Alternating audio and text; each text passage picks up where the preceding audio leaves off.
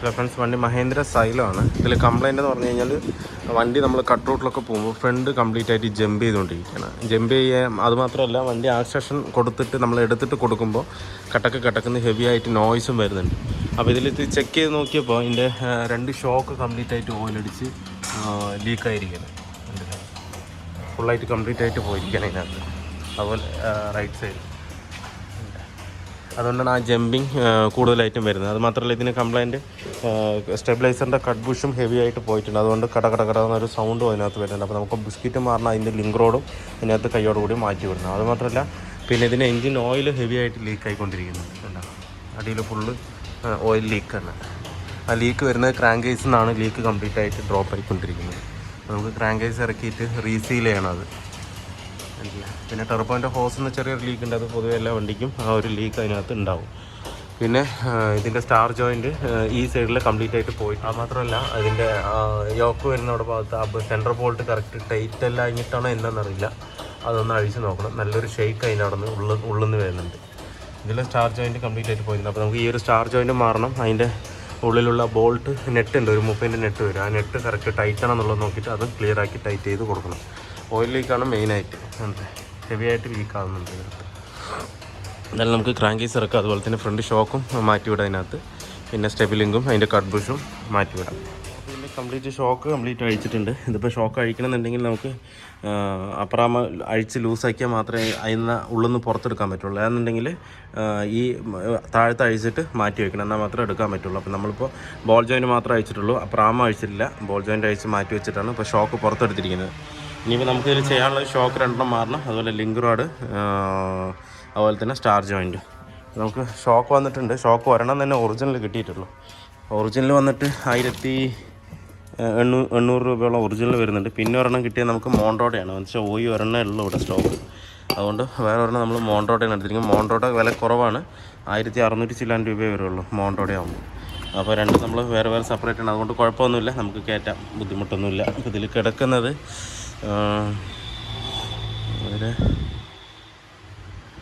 ഏതിൻ്റെ ആണെന്നുള്ളത് കൊടുത്തിട്ടില്ല ഇതിനകത്ത്.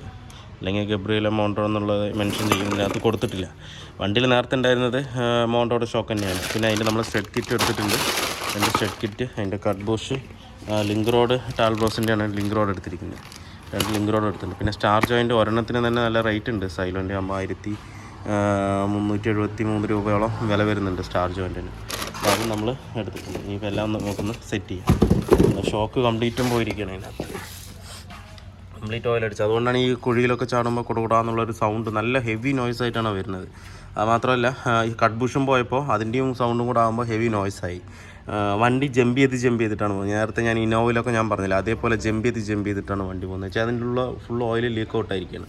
ഇതിൽ കിടക്കുന്നത് മോണ്ടോയുടെ ഷോക്ക് തന്നെയാണ് ഇതിനകത്ത് കിടക്കുന്നത്. എന്തായാലും നമുക്ക് സെറ്റ് മാറി. ഇതിന് ലെഫ്റ്റ് റൈറ്റ് ഒന്നുമില്ല, രണ്ടും സെയിം തന്നെയാണ്. എന്താ വെച്ചാൽ ഈ 2 ക്ലാമ്പ് വരുന്നതുകൊണ്ട് നമുക്ക് അപ്പുറത്തും ഇപ്പുറത്തും ഏത് സൈഡിലേക്ക് വേണമെങ്കിൽ ഇത് കയറ്റാൻ പറ്റും.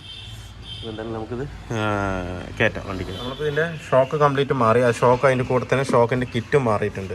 നമ്മൾ റൈറ്റ് സൈഡാണ് ഇപ്പോൾ മോണ്ടോയുടെ ഷോക്ക് ഇട്ടിരിക്കുന്നത്. ലെഫ്റ്റ് സൈഡ് നമ്മൾ ഓയി തന്നെ കയറ്റിയിട്ടുണ്ട്. ഓയി തന്നെ അതിനകത്ത് കയറ്റിയിട്ടുണ്ട്. പിന്നെ അതുപോലെ തന്നെ നമ്മൾ ക്രാങ്ക് കേസ് കംപ്ലീറ്റ് ആയിട്ട് ഇറക്കിയിട്ടുണ്ട് ഇതിനകത്ത്. ക്രാങ്ക് കേസ് കംപ്ലീറ്റ് ആയിട്ട് ഇറക്കുമ്പോൾ അതിൻ്റെ ഓയിൽ പമ്പും കൂടെ ഇറക്കിയാൽ മാത്രമേ പുറത്തേക്ക് വരുള്ളൂ. ഇല്ലാതെ നമ്മൾ ഈ ക്രോസിനകത്ത് മുട്ടിയിട്ട് നിൽക്കുകയാണ്. ഇതിനോട് നോക്കി നമ്മൾ ആ ഓയിൽ പമ്പും കൂടെ ഇറക്കിയിട്ടാണ് ഇത് കംപ്ലീറ്റ് ആയിട്ട് ഇറക്കിയിരിക്കുന്നത്. ഇതാണ് ഇപ്പോൾ ഇതിലെ പഴയ ഷോക്ക് എന്ന് പറയുന്നത്. തന്നെ പ്രസ് ചെയ്ത് കഴിഞ്ഞാൽ ഒട്ടും തന്നെ ഇതിനകത്ത് പൊങ്ങുന്നില്ല. എന്നുവെച്ചാൽ മറ്റേ റോഡിലെ ഷോക്ക് കംപ്ലീറ്റ് ആയിട്ട് ഇത് ഒട്ടും തന്നെ എടുക്കുന്നില്ല ഷോക്ക്. ഇതൊരു സൈഡിൽ, അതുപോലെ തന്നെ ഇതും വേറൊരു സൈഡിലാണ്. ഇതും കംപ്ലീറ്റ് ആയിട്ട് പോയിരിക്കണം അല്ലേ, ഒട്ടും തന്നെ റിട്ടേൺ വരുന്നില്ല അതിനകത്ത്. സൈലോൻ്റെ ഏകദേശം പണികൾ കംപ്ലീറ്റ് ആയിട്ടുണ്ട്. ഇപ്പം നമ്മളിപ്പോൾ ക്രാങ്ക് കേസ് കംപ്ലീറ്റും കയറ്റി. സ്റ്റെബിലൈസർ ലിങ്ക് റോഡും അതുപോലെ സ്റ്റാർ ജോയിൻറ്റും വന്നത് മാറിപ്പോയി. എന്ന് വെച്ച് കഴിഞ്ഞാൽ സ്റ്റാർ ജോയിൻറ്റ് ലിങ്ക് റോഡ് വന്നിട്ട് ലെഫ്റ്റും റൈറ്റും ഉണ്ട്, വ്യത്യാസമുണ്ട്. 2 ഓപ്പോസിറ്റ് ഡയറക്ഷനിലാണ് വരുന്നത്. അപ്പോൾ അത് ഒരെണ്ണേ നമുക്കിപ്പോൾ കിട്ടിയില്ല, ഇനിയിപ്പോൾ ഒരെണ്ണം വരണം. പിന്നെ അതുപോലെ തന്നെ ജോയിൻറ്റ് സ്റ്റാറും മാറ്റം ഉണ്ടായിരുന്നു. നേരത്തെ വന്നത് വലിയ ടൈപ്പായിരുന്നു, അത് മാറ്റിയപ്പോൾ നമ്മൾ ചെറിയ ടൈപ്പ് എടുത്തിട്ടുണ്ട്. ഇതിൻ്റെ റേറ്റ് ഇതിനകത്ത് കൊടുത്തിട്ടില്ല എത്രയാണെന്നുള്ളത്. ഏകദേശം 400-500 രൂപ എങ്ങാണ്ടോ വരുന്നുണ്ടെന്ന് തോന്നുന്നു. അതുണ്ട് ഇതിനകത്ത് 465 രൂപ വരുന്നുണ്ട് MRP ഇതിനകത്ത്. നേരത്തെ കൊണ്ടുവന്ന് പറഞ്ഞാൽ വലിയ ടൈപ്പാണ് കൊണ്ടുവന്നത്, അതുകൊണ്ട് നമുക്ക് അതിൽ കയറ്റാൻ പറ്റില്ല. നമ്മൾ ചെറുത് ഈ മാക്സിമം അങ്ങനെയുള്ള വണ്ടി, പിക്കപ്പ് അങ്ങനെയുള്ള വണ്ടിക്കൊക്കെ ഈ ടൈപ്പാണ് വരുന്നത്. ആ ടൈപ്പാണ് ഇപ്പോൾ എടുത്തിരിക്കുന്നത്. അപ്പോൾ അത് നമുക്ക് കയറ്റാം. ബാക്കിയുള്ള ഷോക്ക് കാര്യങ്ങളെല്ലാം കംപ്ലീറ്റ് വർക്കും ഇതിനകത്ത് ഇപ്പോൾ ഫിനിഷ് ആയിട്ടുണ്ട്. ക്രാങ്ക് കേസും നമ്മൾ സെറ്റ് ചെയ്തിട്ടുണ്ട്, പാക്കിംഗ് ഒക്കെ മാറ്റി സെറ്റ് ചെയ്തിട്ടുണ്ട്. ഇനിയിപ്പോൾ പെൻഡിങ് ഉള്ളത് ഇത് മാത്രമാണ്. നമുക്കിത് സാധനം വന്നിട്ട് ഇതിനകത്ത് നമ്മുടെ സൈലോയുടെ വർക്ക് ഫുള്ളി കംപ്ലീറ്റ് ആയിട്ടുണ്ട്. നേരത്തെ എന്ന് പറഞ്ഞു കഴിഞ്ഞാൽ ഈ 4th ഗിയറിലും 3rd ഗിയറിലൊക്കെ ഇട്ടിട്ട് ഇങ്ങനെ പോകുമ്പോൾ ബോഡി നല്ലവണ്ണം വൈബ്രേഷൻ ആയിരുന്നു. ആ സ്റ്റാർ ജോയിൻറ്റ് പോയതിൻ്റെയും അതുമാത്രമല്ല ആ സ്റ്റാർ ജോയിൻറ്റിൻ്റെ മറ്റേ ഗിയർ ബോക്സിൻ്റെ ബാക്കിൽ വരുന്ന ഫ്ലാഞ്ചിൻ്റെ നെറ്റ് ലൂസായിട്ടും ലെറ്റ് ലൂസായിട്ടുണ്ടായിരുന്നു. അപ്പോൾ ആ ഒരു പ്രശ്നം കൊണ്ടാണ് ഈ ബോഡി മൊത്തം കിടന്ന് വൈബ്രേഷൻ വന്നുകൊണ്ടിരുന്നത്. ഇപ്പോൾ അത് ഓക്കെയാണ്, കറക്റ്റായിട്ട് നോർമലായിട്ട് തന്നെ പോകുന്നുണ്ട്. യാതൊരുവിധ വൈബ്രേഷനോ കാര്യങ്ങളോ ഒന്നുമില്ല. പിന്നെ ഒരു ടയറിൻ്റെ ചെറിയൊരു ബുദ്ധിമുട്ടുണ്ട്. ബാക്ക് ടയർ ഇതിൽ കംപ്ലീറ്റ് ആയിട്ട് പോയിരിക്കുകയാണ്. അതിൻ്റെ ഒരു ചെറിയൊരു ബുദ്ധിമുട്ട് മാത്രമേ ഉണ്ട് ഇപ്പോൾ. പിന്നെ അതുപോലെ ഫ്രണ്ടിലെ ഷോക്കും ഇപ്പോൾ കംഫർട്ടായി. നേരത്തെ എന്ന് പറഞ്ഞു കഴിഞ്ഞാൽ ഇങ്ങനെ ആഞ്ചി അങ്ങനെ പൊങ്ങിന്താന്നും പറഞ്ഞ പോലെ ഇങ്ങനെ ആയിക്കൊണ്ടിരിക്കുന്നത്. ഷോക്ക് അതിൽ ഫുള്ള് ഡെഡായിരുന്നു. അതുകൊണ്ടാണ് ആ കംപ്ലയിൻറ്റ് ഉണ്ടായിരുന്നത്.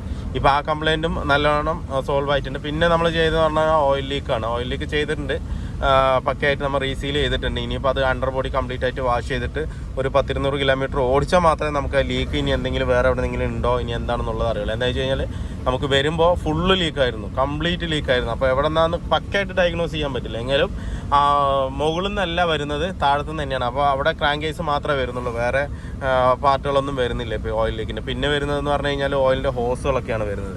അതിലൊന്നും പക്ഷേ ലീക്കും കാര്യങ്ങളൊന്നും അതിനകത്ത് കറക്റ്റായിട്ട് ഇല്ല താനും. പിന്നെ നമ്മൾ റീസീൽ മാത്രമേ ചെയ്തിട്ടുള്ളൂ. വണ്ടി എന്തായാലും പക്കയായിട്ടുണ്ട്. ഇപ്പോൾ നമ്മളിപ്പോൾ മെയിൻ റോഡിൽ ഓടിക്കുമ്പോൾ തന്നെ നല്ല സ്മൂത്ത് ഉണ്ടായിരുന്നില്ല. നേരത്തെ ഈ ഒരു മെയിൻ റോഡിൽ ഓടിക്കുമ്പോൾ വൈബ്രേഷനും കട്ട് റോട്ടിൽ നല്ലോണം ഇങ്ങനെ ചാടി പോകുമായിരുന്നു. ഇപ്പോൾ ആ കംപ്ലയിൻറ്റ് കംപ്ലീറ്റ് ആയിട്ട് സോൾവ് ആയിട്ടുണ്ട്. ഇനിയിപ്പോൾ നമുക്ക് കട്ട് റൂട്ടിലും കൂടെ ഒന്ന് ഓടിച്ച് നോക്കാം. അപ്പോഴേ അതിൻ്റെ ഷോക്കിൻ്റെ കറക്റ്റ് പെർഫോമൻസ് അതിനകത്ത് വന്നിട്ടുണ്ടോ എന്നുള്ളത് കറക്റ്റ് അറിയാൻ പറ്റും. കട്ട് റോട്ടിലാണ് ഓടിക്കുന്നത്. സൗണ്ടോ കാര്യങ്ങളോ നേരത്തെ ബുദ്ധിമുട്ടുകളൊന്നും ഇല്ല. എന്ന് വെച്ചാൽ നേരത്തെ അതിൻ്റെ കട്ട് ബുഷും പക്കയായിട്ട് പോയതുകൊണ്ട് കിട്ട് എന്ന് പറഞ്ഞാൽ ഭയങ്കര ഇറിറ്റേറ്റിംഗ് സൗണ്ടായിരുന്നു ഇതിനകത്ത് വന്നുകൊണ്ടിരുന്നത്.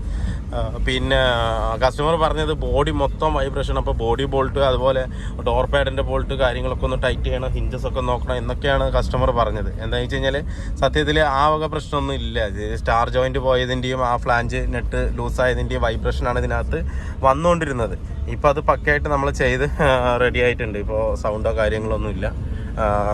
അതുപോലെ തന്നെ ഫ്രണ്ട് സസ്പെൻഷൻ ആയാലും ഇപ്പോൾ ഭയങ്കര സ്മൂത്തായിട്ട് തന്നെ ഉണ്ട്. അപ്പോൾ കസ്റ്റമർക്ക് ഒരു അതുമാത്രമല്ല, കസ്റ്റമർ പറഞ്ഞ് സ്റ്റാർ ജോയിൻറ്റ് 3 മാറ്റി വിട്ടോ എന്താ വെച്ചാൽ സൗണ്ട് ഉണ്ട് എന്നാണ്. പക്ഷേ വെറുതെ ചുമ്മാ മാറ്റിയിട്ടും കാര്യമില്ല. അതിലിരിക്കുന്നത് എന്താ പറയുക, നല്ലതാണ്, കുഴപ്പമൊന്നുമില്ല, പോയിട്ടൊന്നുമില്ല.